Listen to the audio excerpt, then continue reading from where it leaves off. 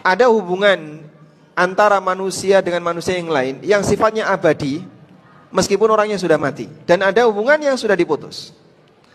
Kita berbicara tentang hubungan mukmin dengan non-muslim. Hubungan muslim dengan non-muslim ada yang abadi. Nasab itu abadi. Sehingga walaupun bapaknya non-muslim, nasab tidak geser. Ya. Tapi ada yang diputus. Apa yang diputus, Pak? Semua yang diatur oleh Allah setelah kematian, maka tidak ada hubungan waris. Rasulullah SAW mengatakan, la yarithul muslimul kafirah walal kafirul muslimah. Orang muslim tidak bisa mendapatkan warisan dari orang kafir, orang kafir tidak bisa mendapatkan warisan dari muslim. Kenapa? Karena masalah pembagian waris Allah yang ngatur. Kata para ulama, ada 3 harta di mana Allah yang ngatur dan Allah tidak memberikan kesempatan bagi hambanya untuk turut serta di situ. Yang pertama warisan, yang kedua zakat, yang ketiga ghanimah. Warisan, zakat, ghanimah.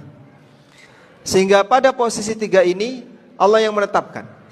Karena itu tidak boleh disalurkan kecuali yang telah ditetapkan oleh Allah Subhanahu wa taala.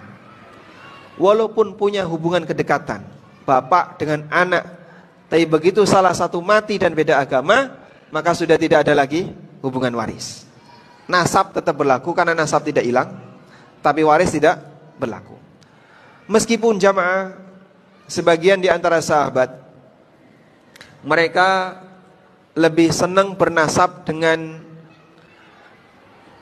nasab muslim. Contohnya Ibnu Ummi Maktum. Abdullah bin Ummi Maktum itu dinasabkan ke siapa?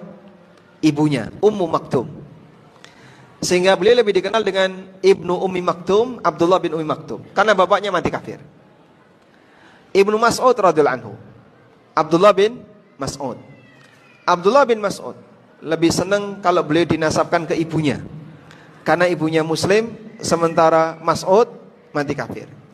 Sehingga beliau lebih senang kalau dipanggil Ibnu Ummi Abd, Ibnu Ummi Abd. Dan Rasulullah SAW pernah mengatakan, man sarrahu ayyaqra al-Qur'ana hadzan kama unzil falyaqra bi qiraati ibni Ummi Abd. Barang siapa yang ingin membaca Quran dengan bacaan segar sebagaimana ketika diturunkan, maka silahkan baca dengan nadanya Ibnu Ummi Abd. Siapa yang dimaksud? Abdullah bin Mas'ud.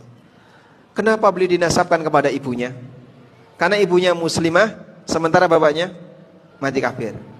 Dan beliau lebih senang dinasabkan kepada ibunya yang muslimah daripada dinasabkan kepada bapaknya yang mati kafir.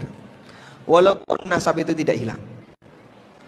Kita mengenal banyak sekali nama para sahabat yang orang tuanya mati kafir. Anas bin Malik, Malik bin Nadr mati kafir. Abdullah bin Mas'ud, walaupun Mas'ud mati kafir, nasab tidak hilang.